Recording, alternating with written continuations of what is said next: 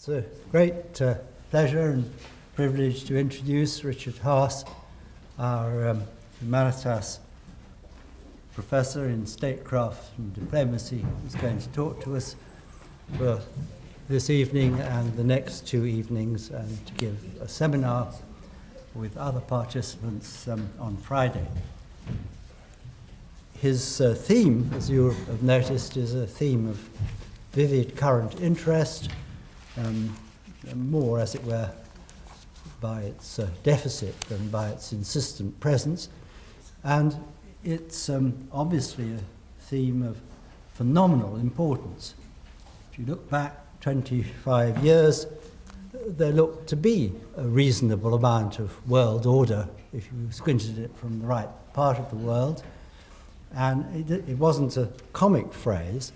If you look at the television this evening or the newspaper tomorrow morning, you certainly won't see anything which looks very like world order. And you'll see, in a way, how strange it was that it looked so different 25 years ago, I think. It's been a very central question in the attempt to understand the relations between states and between their peoples for a long time. What it would be for there to be world order and how to try to generate it or regenerate it or preserve it if you have a bit of it.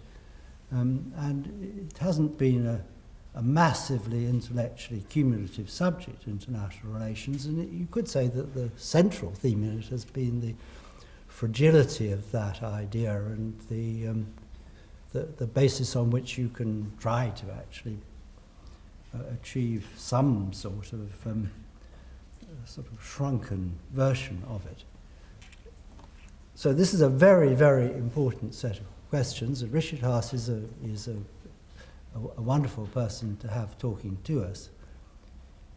These lectures are given under a particular, very, very generous and imaginative gift to the university, one of the most generous and imaginative gifts that have been made to it in the last 15 years or so, 20 years or so.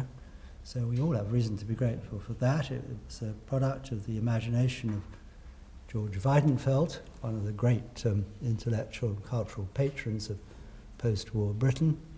And this particular set of lectures, the chair that it's given from, is a product of the generosity of Mrs. Angelica Diekman. There have been at least two distinguished predecessors for Richard Haass, Gareth Evans and the former Prime Minister of New Zealand, and current, I think she's still current, head of the UNDP. So this is a chair which has been spoken from with authority from the start. Richard Haass has had an extremely distinguished career as a United States public servant and has been involved with, and hence in some degree implicated in, the vicissitudes of American foreign policy for a very long time. He's an extremely distinguished president of the Council on Foreign Relations, and he served very high up in the American public service. So he's speaking from a great weight of experience, and he's speaking about what has been the central intellectual preoccupation of his life. I think he came to this country first of all as a Rhodes Scholar. He may have been here before as well, but I certainly know that. And he has a DPhil from Oxford, which you mustn't hold against him. And he will speak for between 45 minutes and an hour, and after he's spoken, he will take some questions. Richard Haass.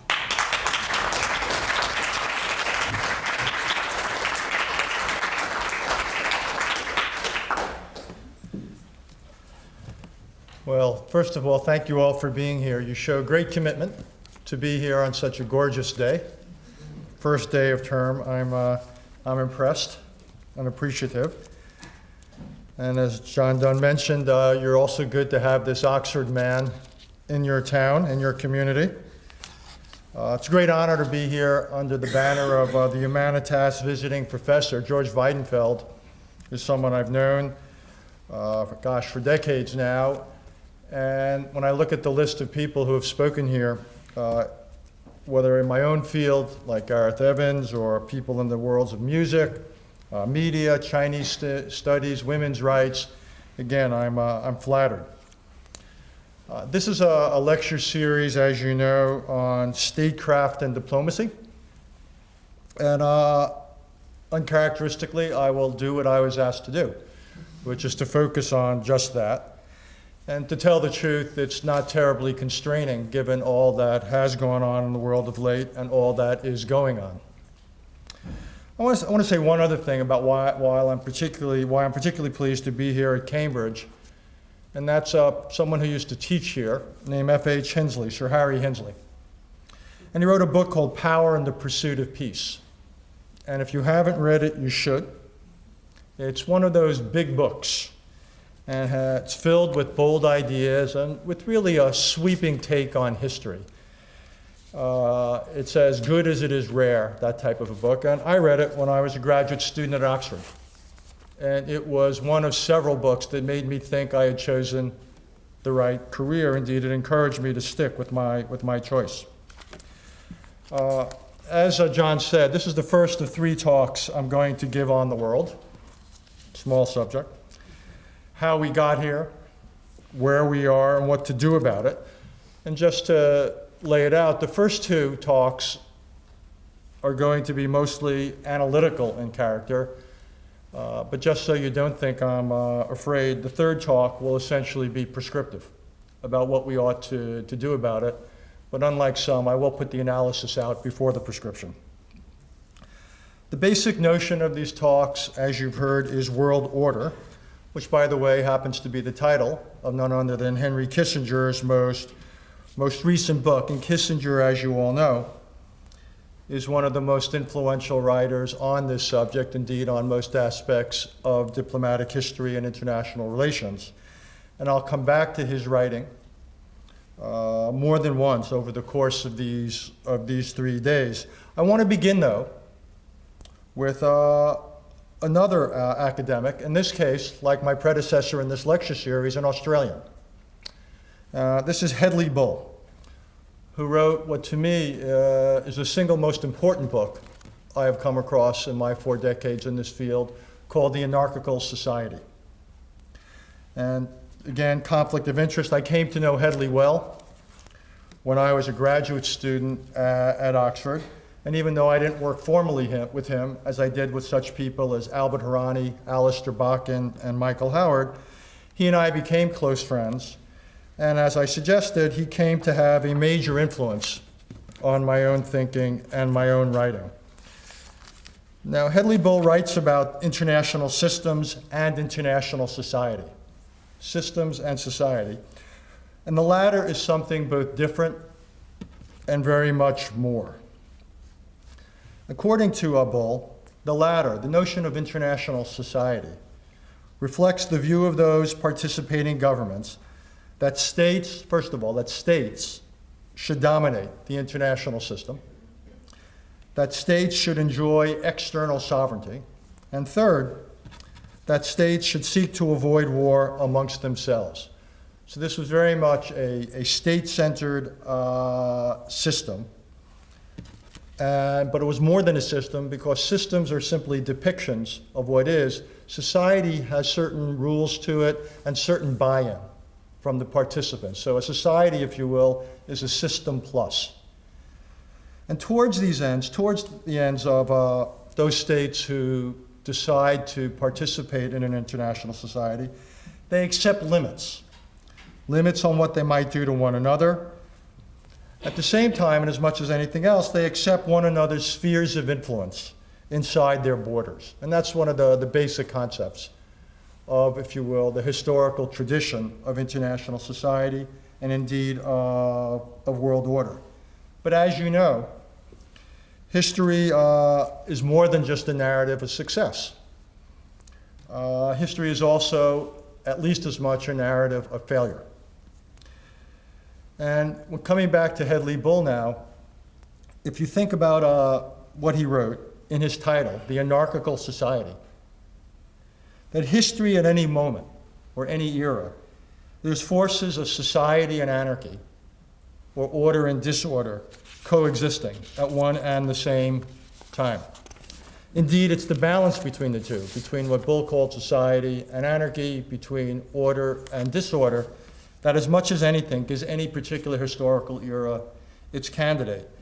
And for what it's worth, I find it the single most useful framing concept of international relations. At any moment, I can get up in the morning, read a newspaper, go online, look at the world, and if I have this framing of anarchy and society, of order and disorder, it gives me a snapshot about where things are.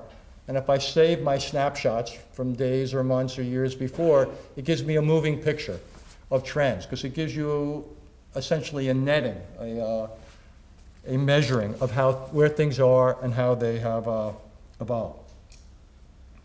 Saying though this is to get slightly ahead of ourselves. So what I want to do first is discuss a little bit about what is meant by order. It's one of those big words that's used a lot, but like a lot of basic terms, it's often used differently. Kissinger, again, has added greatly to our understanding here. So let me recommend a third book. I've already recommended Power and the Pursuit of Peace. I recommended The Anarchical Society. I'm now going to recommend the third book, A World Restored. I apologize, by the way, students here, adding to your reading. It's not required, just recommended. But I do recommend A World Restored. The book was published some 60 years ago and based upon Kissinger's doctoral dissertation. It's arguably the greatest doctoral dissertation written since I don't know when. Speaking personally, it was so good that it nearly persuaded me not to enter this field. Because I knew then, and I continue to know now, that as much as I would ever write, I could never produce anything that was remotely as good. It is you could use it as the basis of an international relations course, of a history course. You could also use it as the basis of a writing course. It is that good in the character portraits and in the stories and in the ability to move back and forth between the particular and the general.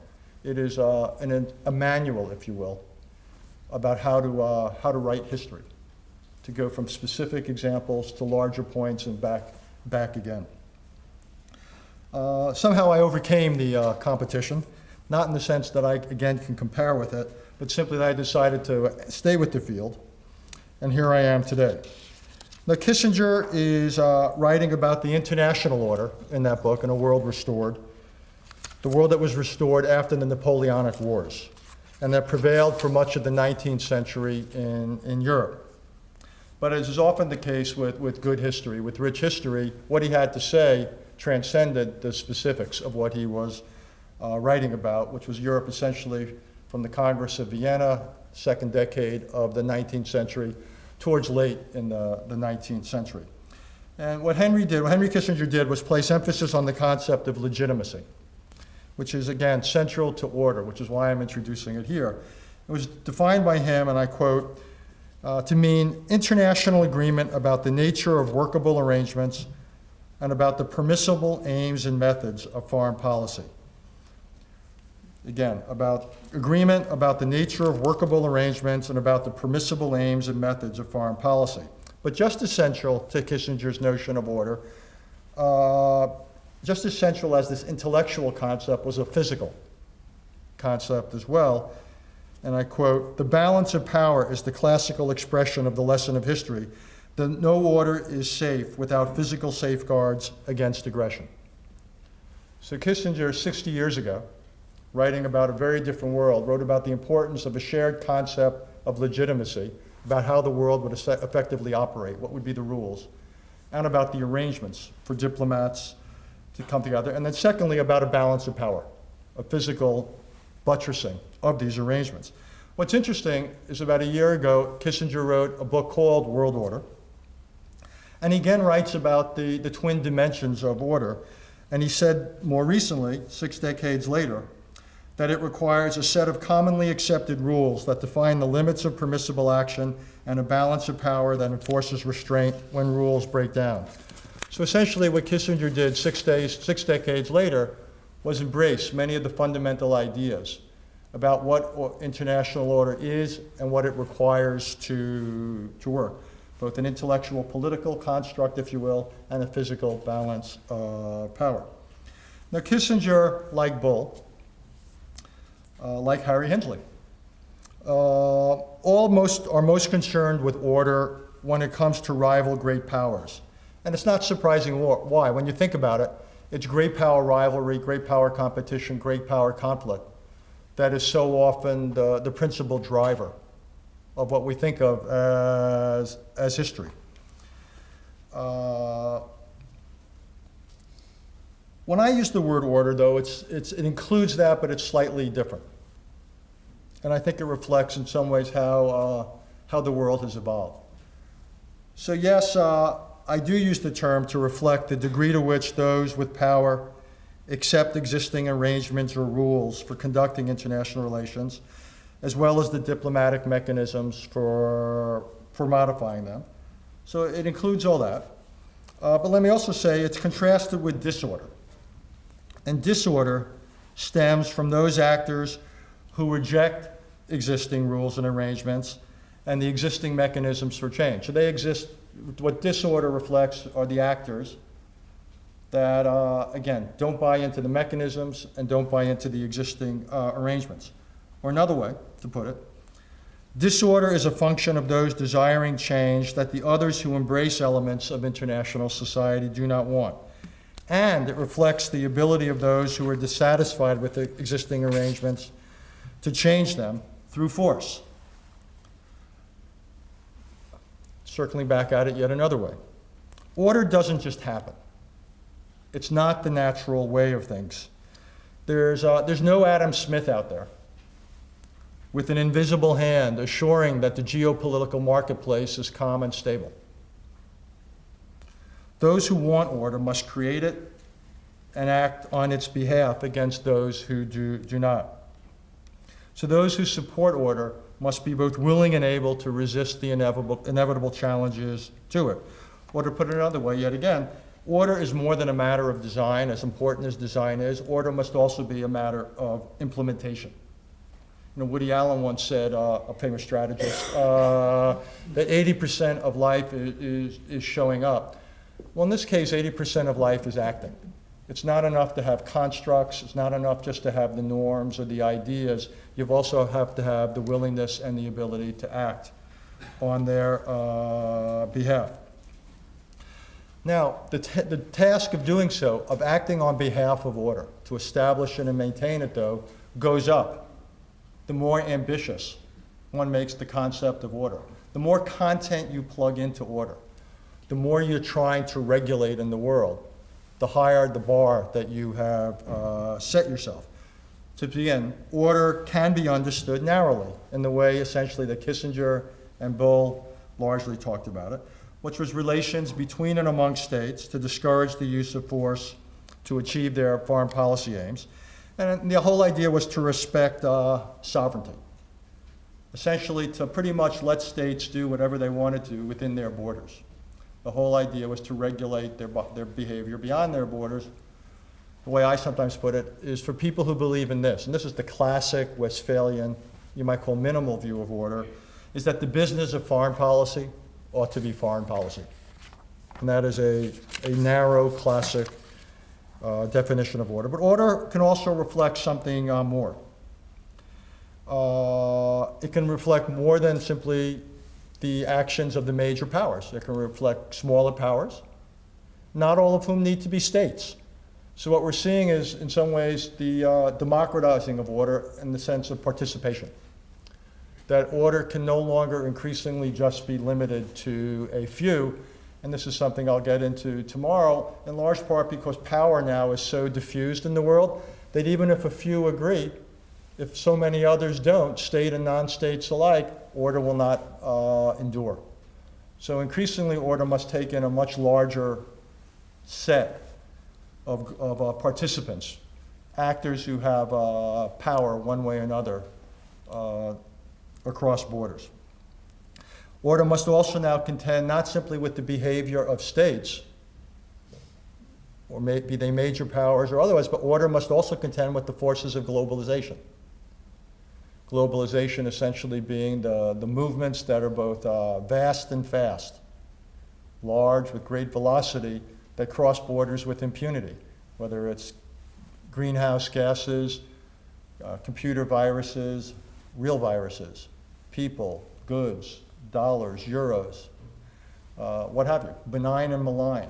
But increasingly, order must take into account these vast global flows, far more than, again, simply the behavior of major powers. And as if this were not enough, order, in principle, can also include preferences to what goes on within the borders of states, essentially turning increasingly the Westphalian notion of order on its head.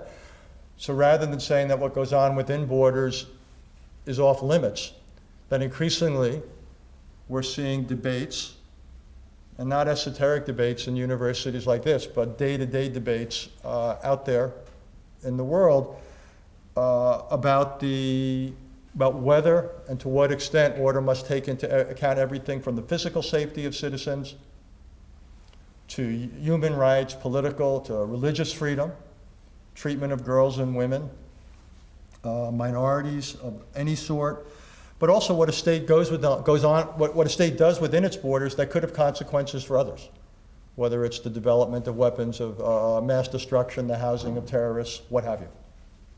So what we increasingly have is an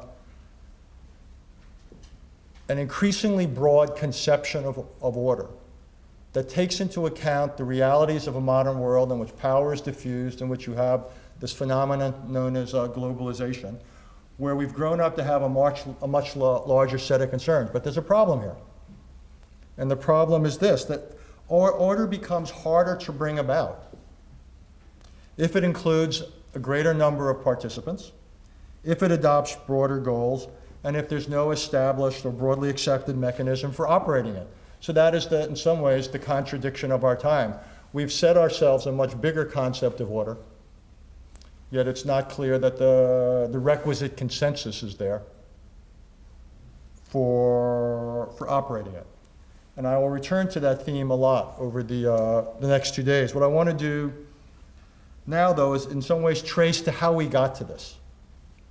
How did we get to where we are today? As I suggested, the minimalist conception of order goes back to the 30 Years' War and the Treaty of Westphalia in the first half of the 17th century here in Europe. And when one talks about the Westphalian Order and so forth, again, it's relying on a system of independent states who essentially don't interfere in one another's quote-unquote business, and there's something of a balance of power. The historian Peter Wilson, who wrote the finest book on the 30 Years' War, put it this way: Westphalia's significance lies not in the number of conflicts it tried to resolve, but in the methods and ideals it applied. Sovereign states interacting formally as equals within a common secularized legal framework, regardless of size, power, or internal configuration. Again, it was built upon this notion more than anything else, this construct of sovereignty, the preeminence of the state in which size or power didn't necessarily matter the most. States as sovereign entities had equal rights. And again, this approach to order may seem terribly narrow through our lens of the second decade in the 21st century. And it is, but in its time, in its day, in the first half of the 17th century, this was an enormous breakthrough. Because until then, there was no order. And what you had was the constant warring between and among this or that principality or this or that entity, and where nothing was off limits. So the idea of trying to bring about a world in which there was not, and to use modern parlance, constant nonstop intervention in one another's internal affairs was a major breakthrough. So I just point this out because so often the Westphalian notion is treated now with a degree of derision or criticism that may or may not be fair, but in its day, it was a major advance. and it helped set the stage for considerable period of what you might call relative stability, emphasis on the word relative, in Europe. And it developed over the latter half of the 17th and 18th centuries. Towards the end of that time, obviously, you had the challenge of Napoleon, the end, coming up to the wars, his defeat, the Congress of Vienna. And when the Congress of Vienna took place in the second decade of the 19th century, which was essentially to come up with a post-Napoleonic settlement, the leaders of the day were so traumatized by what had happened that it did stimulate a transition to, in some ways, operationalizing the concepts of the Westphalian settlement. And lots of you will be familiar with the phrase, the concert of Europe, but that's what it was. What it was essentially, in the sense of a concert, an orchestration of how international relations in the world, i.e. Europe, given the mindset of those involved at the time, about how they would act in terms of essentially accepting current borders, the status quo, and for the most part leaving one another alone within their territories. It's not the only time in history where it took a great trauma, a great shock to change collective behavior, and that is what we saw. And it lasted for quite a while. And for all the problems of the 19th century in terms of order, it looks pretty good compared to the century that came afterwards, the 20th. And it wasn't until the late 19th and early 20th centuries that we saw a wholesale breakdown of what essentially was called the Concert of Europe, or was the Westphalian Order. We didn't see the breakdown until late 19th and really the early 20th centuries. And why is important. So I'll take a few minutes to focus on why that was. What you saw was the rise of nation states who were unwilling to accept the territorial and political status quo that had developed. They didn't accept its legitimacy, if you will. And they were strong enough to act. The balance of power no longer precluded them or deterred them from acting. So what essentially you saw growing up by the early part of the 20th century was the erosion of the two principal tenets of what Kissinger and Bull and others saw as the prerequisites of order. A lot of history about this when one talks about it, but what it clearly shows was in some ways, the limits to setting up orders in the absence of great diplomatic dexterity. When you go back to the Congress of Vienna and you had people like Castlereagh and Metternich and Talleyrand and all that, these are people of consummate diplomatic skill. So one of the things it shows you is the power of human agency. The quality of diplomats, of people, matter. And I think one of the reasons that the Concert of Europe got going and lasted for as long as it did was the talent of some of the people involved in it. But also, no matter how talented diplomats are, they can't get in the way of enormous historical forces. Ultimately, things like the relative rise or relative decline of units, nation states, for the most part, will have an impact. So diplomats can matter, but if states become fundamentally stronger and are willing to use that power, and if other states become qualitatively weaker and are less willing to use the power they have, diplomats who can make a difference, say, at the edges, can't counter historical changes of that scale. And that is what began to happen as we turned from the 19th century to the 20th century. And the 20th century is obviously the century of unprecedented disorder, though it ended with a considerable order, if of an unexpected kind. The disorder, and it's the one you see on the walls of so many of the colleges in this university, is the disorder of the two world wars, which were phenomenally expensive by any and every measure. The order dissolved in the First World War, I would argue, less by design than by happenstance and even carelessness. That order broke down. There's a cottage industry of books on the origins of the First World War, but there was failed deterrence, failed diplomacy, a lack of communications mechanisms. Again, even when I go back and read it, and I've been rereading a lot about World War I for reasons I'll talk about in the next 2 days about its origins, I'm struck by the fact it didn't have to happen, which is in part what makes it so frustrating, given the carnage of it at all. But I think it also holds some important lessons for us today. One is that orders are not automatic or self-sustaining, even when they're so patently in the interests of all who benefit from them. There's lots of history about individuals and nations acting contrary to their own self-interest. There's actually a story, I'll digress, where de Gaulle is at a dinner party. And he's, you always, as often the case of dinner parties, men, women, and he sat next to this woman of society. And they're obviously having trouble finding anything to talk about. And so finally he turns to her and he says, "What do you think of history?" And she says, "I love history." And then he looked at her and said, "I don't." Turned away from her and never spoke another word to her that evening.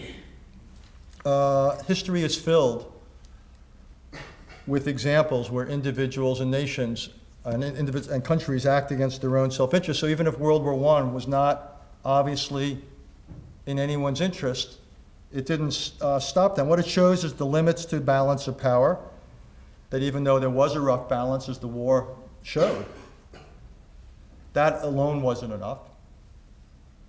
When you think about how the fighting was, in some ways, did not change the basics of the mapping. And second of all, you had tremendous economic interdependence. Everybody was trading with everybody else. Indeed, there was a whole school of thought that said war would never happen again on a large scale in Europe because it made no economic sense. No one would start a war, it was argued, simply because everyone was making too much profit in the current trading and investment arrangements. Well, as we know, it happened all the same. Neither a balance of power alone nor interdependence economically are a guarantee against conflict and disorder. I'd say one other thing about World War I, both when it took place, when it broke out, as well as the way it was fought. It showed real limits to the body of thought that had grown up over the centuries, essentially known as the laws or rules of war, about the moral and legal basis for when you're, quote unquote, allowed to go to war and how wars are to be fought. And what I think is important to point out for our purposes here is, again, it showed that even though there were concepts of order out there, arguing when it was legitimate to use force and how force was to be used in terms of non-combatants and combatants and so forth, proportionality, all that, all these were ignored. And again, it's the difference between order being a concept and order actually being implemented in the world. Second World War, by contrast, was fundamentally different in terms of its outbreak. Very different lessons to be drawn from the run-up to World War I and the run-up to World War II.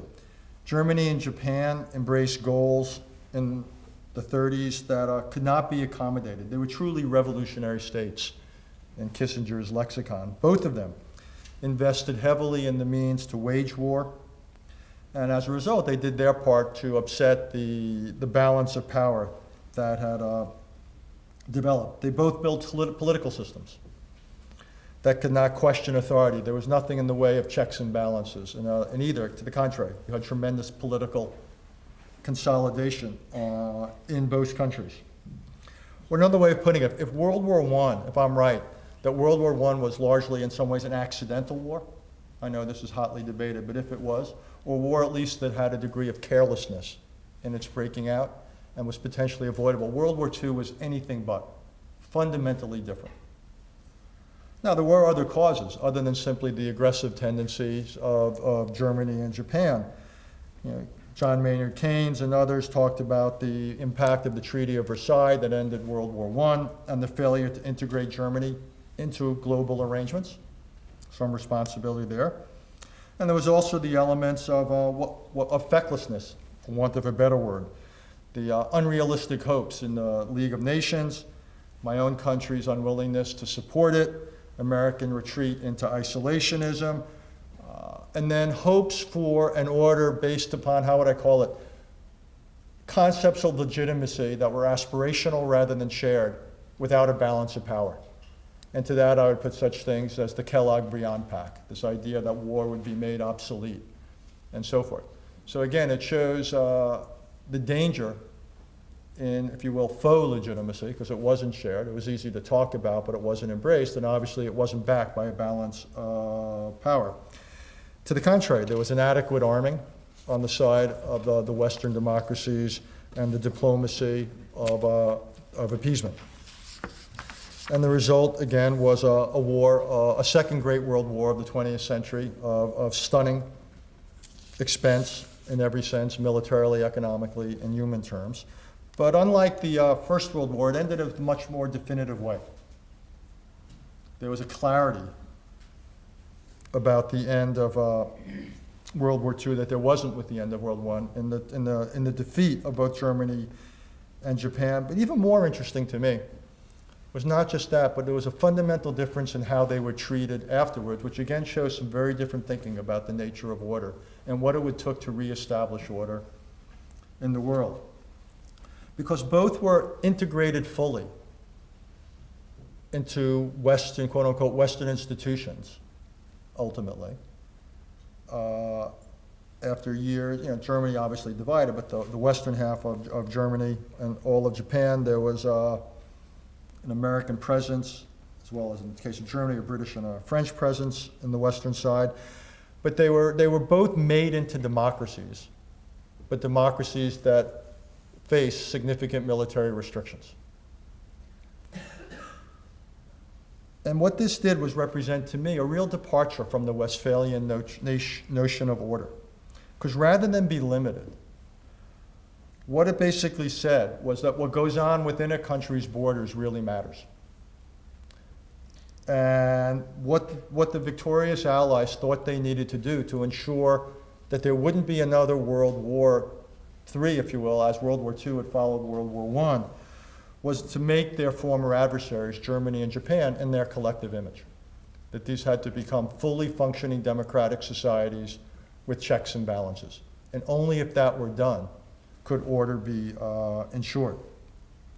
So what this represented was a departure that, yes, order requires a balance of power and acceptance of the world as it was or how to change it, but that unless Germany and Japan were to become fundamentally different, unless Germany and Japan were to get a transplant that would take of a different political DNA, order could not be assured or assumed. And that was the big departure after the Second World War. And in that sense, it worked. It's quite interesting. But if one looks at the trajectories of Japan and Germany, we're about to celebrate this year or mark the 70th year since the end of the Second World War. They are remarkable trajectories in both how these two countries have evolved and in the role they've played in the world. But unexpectedly to some, not to others, the second half of the 20th century was marked by another great competition and at times conflict, which was the Cold War.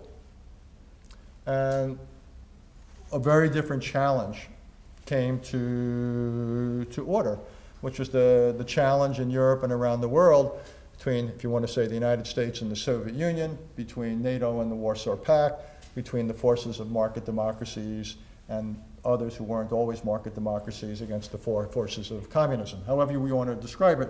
But there was a European dimension as well as an Asian and a global dimension to this competition. There was a balance of power, the most articulated one in Europe, but other balances in Asia and elsewhere. But more than anything else, it was a balance of power buttressed by nuclear weapons.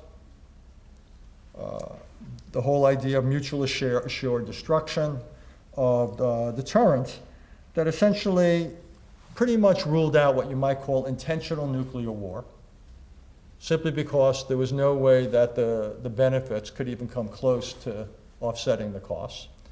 As Ronald Reagan and others said, the whole concept of victory in such a struggle is meaningless. It also had the effect of, in some ways, dampening down competition, because people knew a nuclear war would be so ruinous, regardless of who struck first. And that was the genius of mutually assured destruction. It eliminated the incentive to go first because there was no advantage in going first. Big, big, big innovation in the annals of order. What it also did was it dampened down competition because the two sides didn't want to put themselves into a position where, almost as in a pre-World War I situation, one thing could lead to another, and suddenly if they were in direct confrontation, it could then lead to escalation. So nuclear weapons reduced geopolitical competition. It did not eliminate it, it dampened it down, but it was a significant innovation, in some ways, I believe, brought about by nuclear weapons. Or to put it another way, if nuclear weapons had never been developed, one could at least make a plausible case that the Cold War would not have stayed cold, that it might have evolved in very, very different ways, because the calculations would have been very different, whether it was about Germany or any Cuba or any number of other crises. Now, this order between the United States and the Soviet Union and their allies was buttressed not just by nuclear weapons, not just by conventional forces and a balance of power, but by diplomacy. You had regular summitry, you had arms control arrangements, you had hotlines and all sorts of confidence building measures. And what you then went through in the 4 decades of the Cold War, from basically the late 40s to the late 80s, was sometimes it was called peaceful coexistence, sometimes it was called détente, sometimes it was just called Cold War. You could take the temperature different days. But what grew up were informal rules of Cold War management. Again, rules of order. Now, when they didn't have to be codified. Indeed, ironically enough, the one time they tried to codify them, I think it was 1973, it didn't work, because when they were put out in the cold light of day, it was too much. It was too ambitious. Like neither side, for example, would seek unilateral advantage. But the implicit understood rules of the Cold War were a form of order. So even when you had all the crises over Berlin, Korea, Eastern Europe, Cuba, Vietnam, the Middle East, Afghanistan, whatever, there were still limits on what the sides understood they could and should do when it came to the means and ends of their foreign policies. They understood, for example, that eliminating the other side, that rollback, to use the expression of the day, now we probably call it regime change, that was off limits. Couldn't do it. You had to at least accept the existence of the other. No direct confrontation. You could do stuff through third parties, proxies, and whatever, but the two of them could not come to direct blows.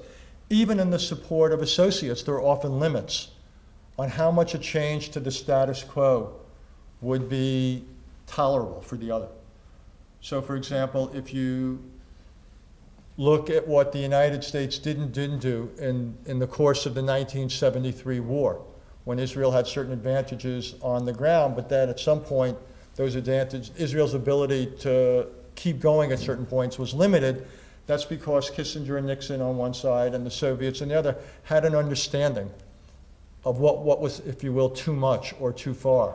And if you look at other crises with Cuba about not accepting the stationing of Soviet missiles there, if you look at what the United States tried to do in Korea about liberating the entire country, going up to the Yalu River, and then the pushback from there, that there was throughout the Cold War a set of unwritten rules about what it would require to maintain order, and what it meant in many ways that each side would have to be satisfied with less than a complete loaf, that they would have to moderate certainly the ends and at times the means of what they could do to try to seek geopolitical advantage in specific instances, so as not to overwhelm their larger stake in global order.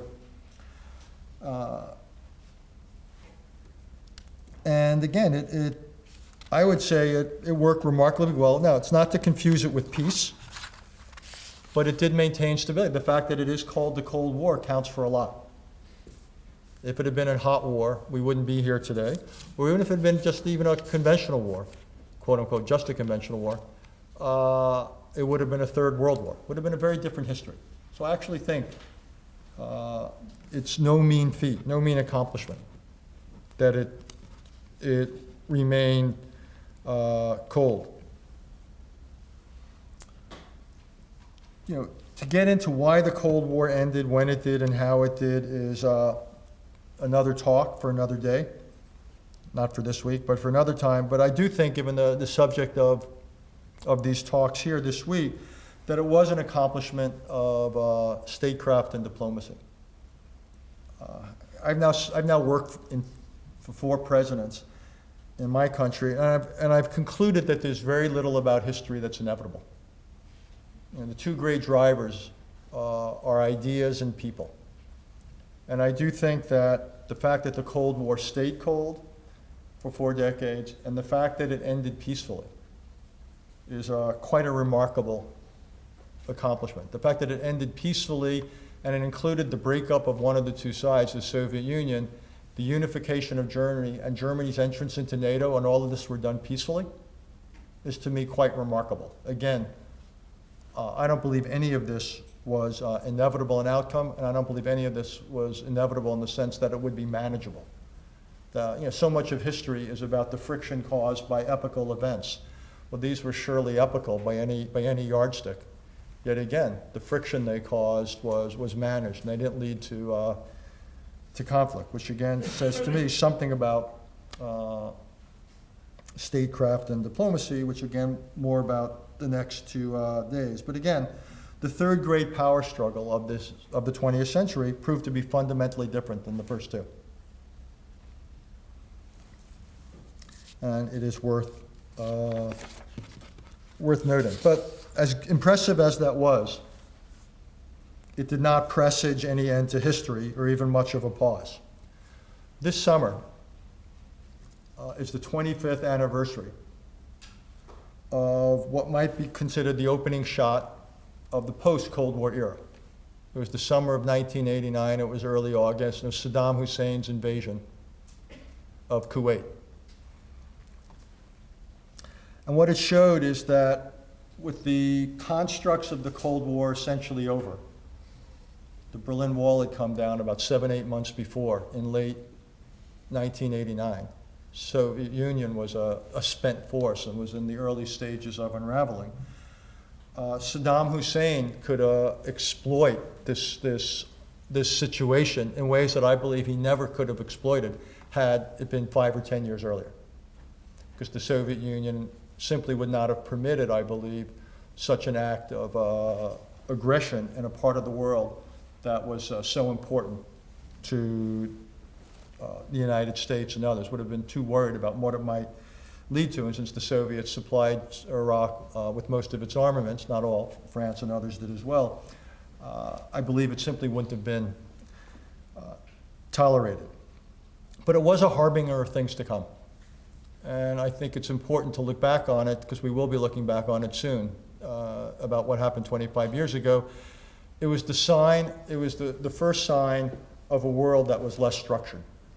Because with the end of the old order, that was the Cold War, a new order hadn't yet taken its place.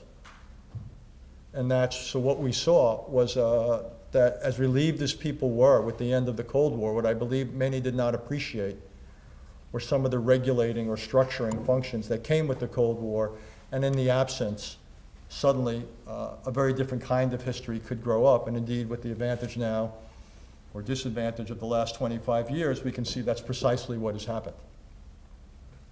So while the reaction to Saddam Hussein's invasion was on one level good, it showed how powerful was the notion of order, that borders needed to be respected, that territory ought not to be acquired by military force. It showed the utility of the UN Security Council, and so forth. It all didn't quite add up to a new world order. There were disagreements over the years about what to do about Saddam Hussein and about whether the world should support sanctions in terms of to get him to live up to various UN resolutions, to get him to deal with weapons of mass destruction, and so forth. You then had the breakup of the former Yugoslavia, closer here. And what it did is it showed a lack of consensus in the world about what you might call the permissible uses of force. what some saw in Yugoslavia as an exercise in a right of self-determination. Others saw it very differently, and they said central governments had the right to use force to keep their countries intact. There was no consensus, obviously, between, say, Europe and the United States on one hand, Russia on the other, about the legality and morality of getting involved in, quote unquote, the internal affairs of another country. And as you will recall, when force was used by the Serbian government, the United States and Europe tried to get the UN Security Council to stop it, to set up a response to it. The Russians used their veto.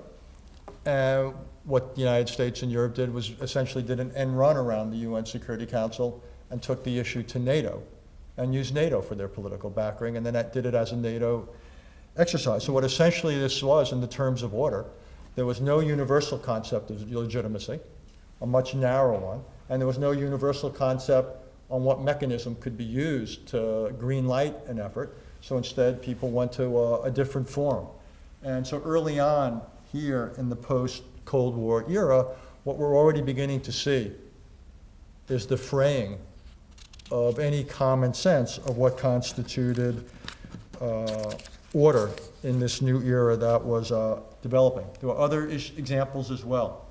The inaction in the face of the proliferation of nuclear weapons by North Korea, the earlier acceptance of the spread of nuclear weapons to both India and Pakistan. So while on paper you had this norm called the Treaty on Non-Proliferation of Nuclear Weapons, in reality, nuclear weapons were beginning to spread to more countries. You had very little progress on dealing with new global challenges, from climate to trade. In 2003, you had the development of 9/11, the emergence of what you might call terrorism on a global scale. And there was surprising support, perhaps rising, for what the United States and others then ultimately did in Afghanistan. And what it showed was the emergence, again, of a post-Westphalian notion of order.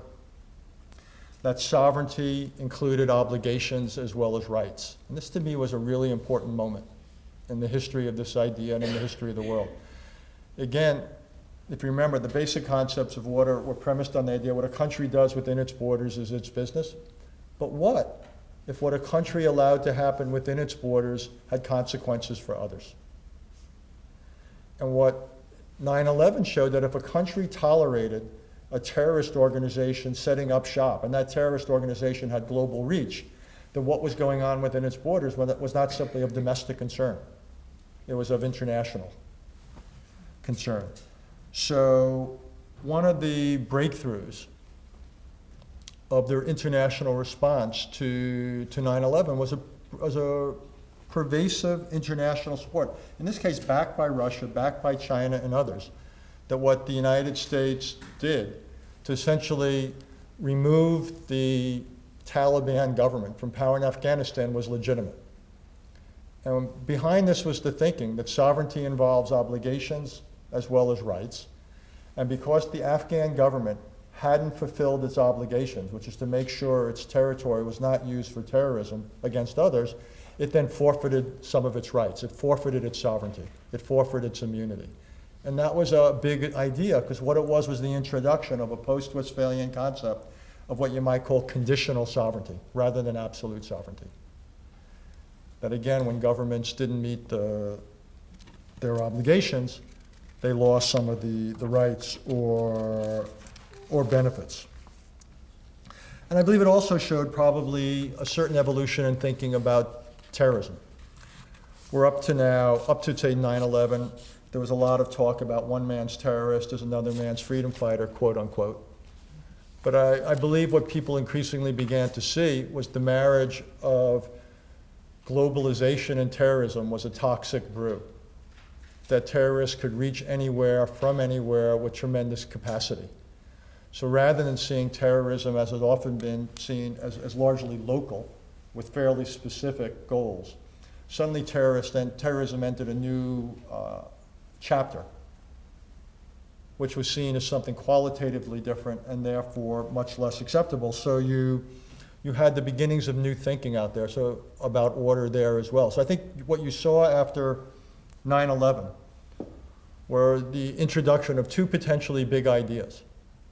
One was the idea of a conditional rather than unconditional sovereignty, and the other was a much deeper opposition to the use of force by non-state actors for political ends, much less tolerant, shall we say, of terrorism.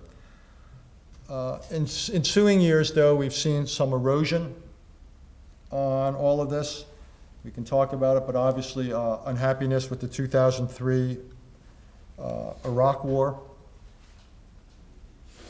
which, by the way, showed something else, that opposition to the spread of nuclear weapons, or what were thought to be weapons of mass destruction, did not spread to international support for the idea of preventive attacks, that just because you believe someone was developing a capability didn't give you the right to go and intervene against it. And this, again, is one of the questions, and we'll talk about it in the next 2 days, that continues to simmer about what is one allowed to do, what is the intersection of legitimacy when it comes, and the spread of nuclear weapons, and what sort of actions are ruled in or out by them.